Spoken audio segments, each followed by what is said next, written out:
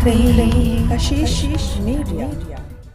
देश के प्रधानमंत्री नरेंद्र मोदी के गोरखपुर आगमन पर वरिष्ठ अधिवक्ता एवं कांग्रेस पार्टी के लोकसभा प्रत्याशी मधुसूदन त्रिपाठी ने मोदी का गोरखपुर की धरती आने के लिए स्वागत करते हुए कहा कि यदि प्रधानमंत्री के आने पर जितना धन का दुरुपयोग हुआ है, इतने में गीता प्रेस और रेलवे स्टेशन को और भी बेहतर बनाया जा सकता था। गरीबों को रोजगार देकर स्वावलंबी बनाया जा सकता था। त्रिपाठी ने कहा कि गोरखपुर में मोदी का आगमन चुनावी स्टैंड है। वह गोरखपुर में विकास नाम की रेवड़ियां बांटेंगे।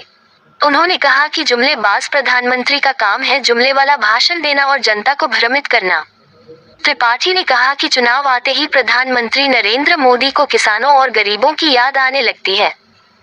उनके बैंक खाते में 15-15 लाख रुपए भेजने की बात करने लगते हैं। प्रधानमंत्री जहां जहां जाते हैं वहां 50 करोड़ रुपए उनके आने जाने में खर्च होता है।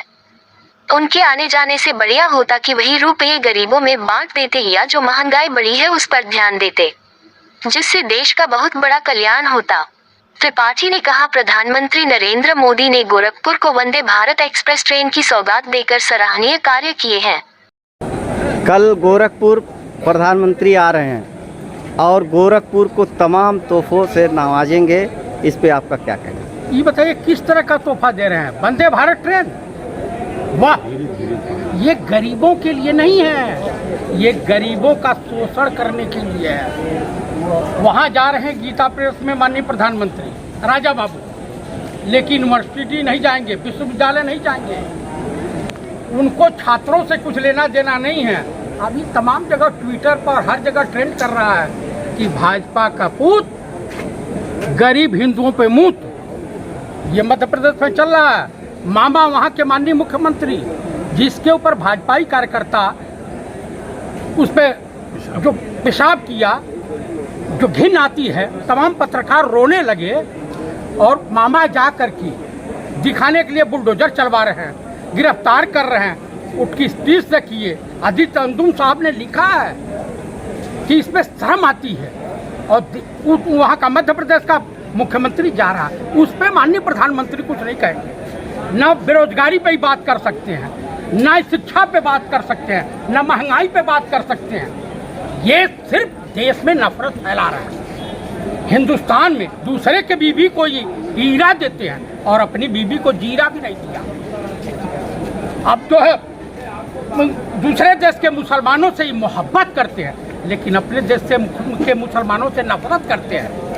आप खुद समझिए कि इस देश के प्रधानमंत्री गए थे अमेरिका, क्या कर रहे थे? इनको इन्वेस्टर और इन्वेस्टिगेशन में अंतर नहीं पता है। जिस देश का प्रधानमंत्री इतना बड़ा विद्वान हो, इतना बड़ा विश्व गुरु हो, तमाम भाजपाई, तमाम संघी ये कहते नहीं आघाते थे कि माननीय प्रधानमंत्री की एक फोन कॉल पर यूक्रेन का युद्ध रुक गया। लेकिन यही मणिपुर लगभग 2 महीने से जल रहा है। कम से कम 27 चर्च फूंक दिए गए और हमारे प्रधानमंत्री और देश के गृह मंत्री मणिपुर के तरफ ध्यान से नहीं देखे। लेकिन डिस्क्वालिफाइड एमपी किसी पार्टी जो भाजपा कांग्रेस का कुछ नहीं, और मोहब्बत की दुकान जाकर के मणिपुर में खोल दी। आपको बता दूं कि माननीय पंडित राहुल गांधी जो केरला में किए, कर्नाटक में किए, और वही काम तेलंगाना में हो रहा है। इनकी पूरी ईंट खसक चुकी है। अब देश की जनता, देश के युवा वर्ग, देश के दलित पूरी सच्चाई जो है आरएसएस और बीजेपी की समझ चुके हैं कि देश का प्रधानमंत्री राजा बाबू क्या फेंकेंगे, कितना जुमलेबाजी करेंगे, किस तरह से गरीबों का शोषण करेंगे, किस तरह से युवाओं को झांसा देंगे, किस तरह से देश में हिंदू मुस्लिम, भारत पाकिस्तान, मंदिर मस्जिद का नारा बुलंद करेंगे। इनको और संघ वालों को न देश के हिंदुओं से लेना देना है, न मुसलमानों से लेना देना है। ये सिर्फ सत्ता के लालची हो गए। आप बता दीजिए कि महाराष्ट्र में देख रहे हैं क्या हुआ। बता रहे हैं लोग कि लगभग जो है 100 करोड़ में एनसीपी के विधायकों को खरीद करके तोड़ा गया।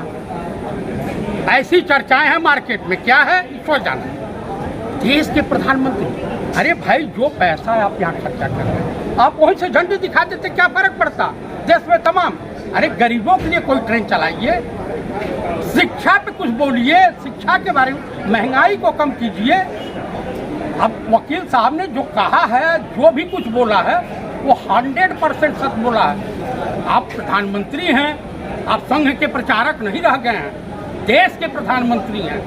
देश बहुत बड़ा है और देश के बारे में सोचिए, नहीं तो इतिहास कभी आपको माफ नहीं करेगा। ये ध्यान से सुन लीजिए, आपका इतिहास जो है हमेशा कलंकित ही रहेगा। देश के लिए ही काम करना होगा।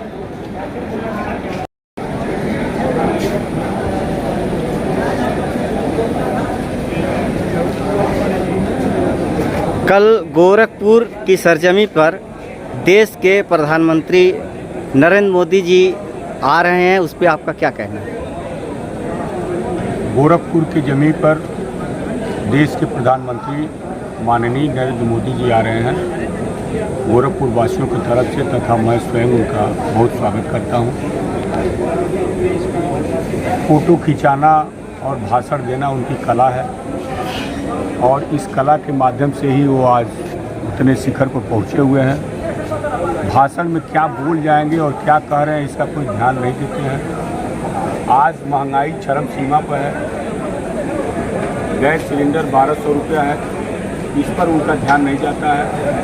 टमाटर 180 रुपये से 80 रुपया हो गया है, उस पर उनका ध्यान नहीं जाता है।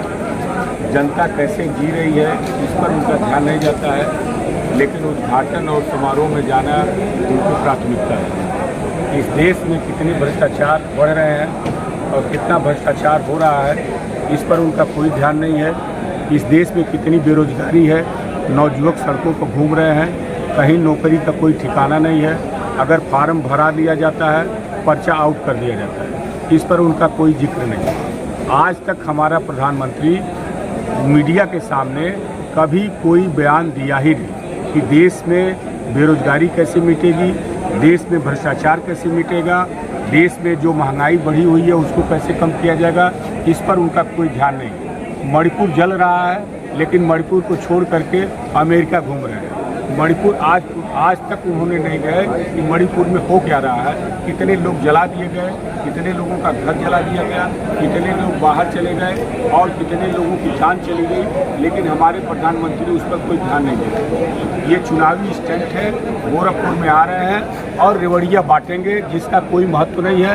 कहाँ कहाँ कितना इन्होंने अपना वो दिया है कि मैं ये करूँगा, मैं वो करूँगा, लेकिन ये जो जुमलेबाज हमारे प्रधानमंत्री जी हैं उनका यही काम है केवल भाषण देना, लेकिन उस पर कोई गौर नहीं करना और वो कंप्लायंस हो रहा है कि नहीं कंप्लायंस हो रहा है ये भी इसका भी कोई ध्यान नहीं है। और जब चुनाव आता है तो कहते हैं किसानों के खाता में पैसा चला गया और बेरोजगार लोगों को 15-15 लाख रुपया दिया जाएगा, हर आदमी को 15-15 लाख रुपया दिया जाएगा।